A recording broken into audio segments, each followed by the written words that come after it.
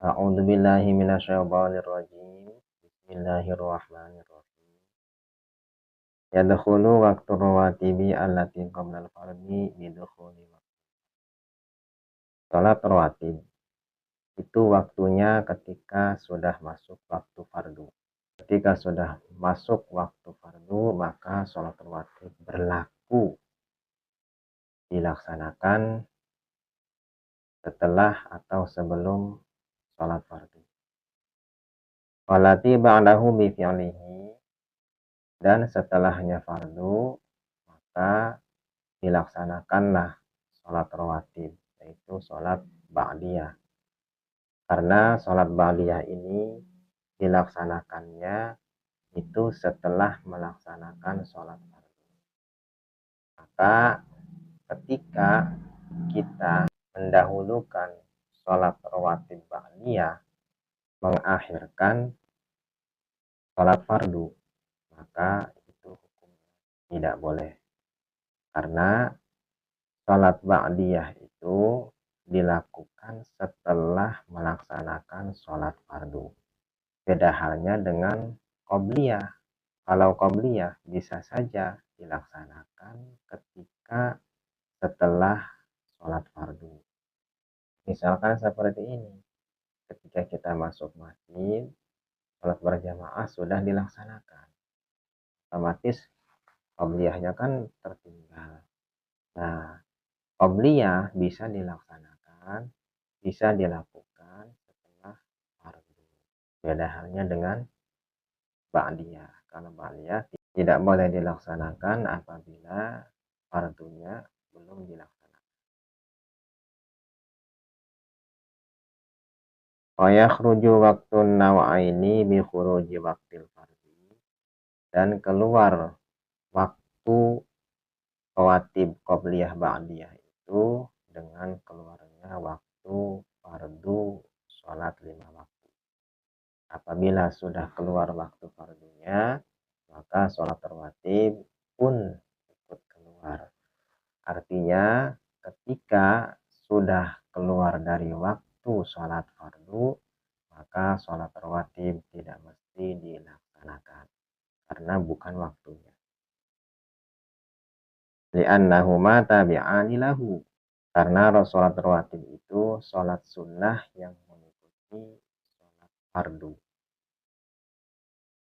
Walau fatan naflu al-mu'aqqad nudiba qada'uhu. Apabila sholat yang di waktu-waktu, misalkan nih sholat rawatib kan itu ada waktunya.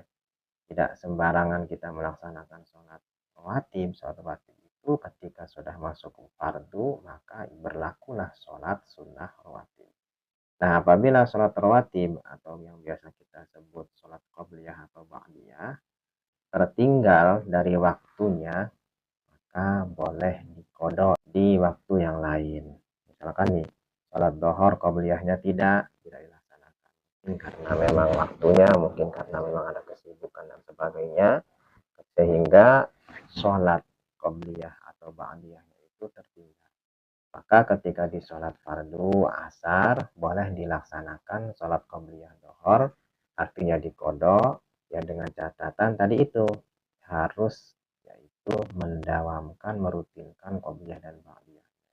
Faminal qismil ladzi la tundabu fihi al-jama'atu tahiyatul masjid.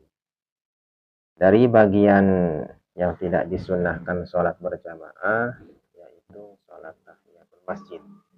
Sholat tahiyatul masjid, meskipun itu disunnahkan ketika kita masuk masjid, baik itu masuknya beberapa kali setiap kita masuk, itu disunnahkan sholat tahiyatul masjid. Tetapi untuk pelaksanaannya sholat tahiyatul masjid itu tidak disunnahkan secara berjamaah. Wahya rakaatani qablal julus, sholat tahiyatul masjid itu dilaksanakan sebelum duduk di masjid. Ketika kita masuk masjid, sebelum duduk kita disunahkan sholat tahiyatul masjid dulu.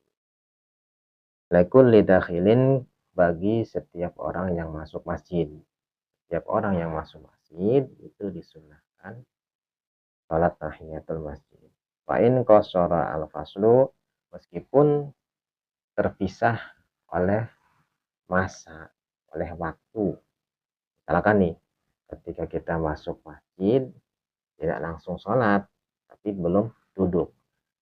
Atau misalkan ketika masuk masjid berdiri aja berapa menit gitu, meskipun terpisah oleh waktu yang mungkin waktunya itu tidak begitu lama lah, maka kita tetap masih disunahkan sholat tahiyatul masjid dengan catatan tidak eh, terdahului oleh duduk. Fatah sulu bi fardin au naflin akhara, dan bisa hasil tahiyatul masjid itu dengan melaksanakan sholat fardu. Ketika kita masuk masjid lantas langsung melaksanakan sholat fardu, maka sholat tahiyatul masjid itu sudah hasil. Artinya kita mendapatkan pahala tahiyatul masjid meskipun tidak melaksanakan sholat tahiyatul masjid karena sudah terdahului oleh sholat fardu. Fatatakarrara bitakarrurid dukhul, ketika kita masuk masjid maka itu disunahkan sholat tahiyatul masjid meskipun beberapa kali kita masuk, kama aftabihi ba'dul mutaakhirin, sebagaimana yang sudah dijelaskan, yang sudah difatwakan oleh sebagian ulama mutaakhir. Wallahu a'lam bishawab.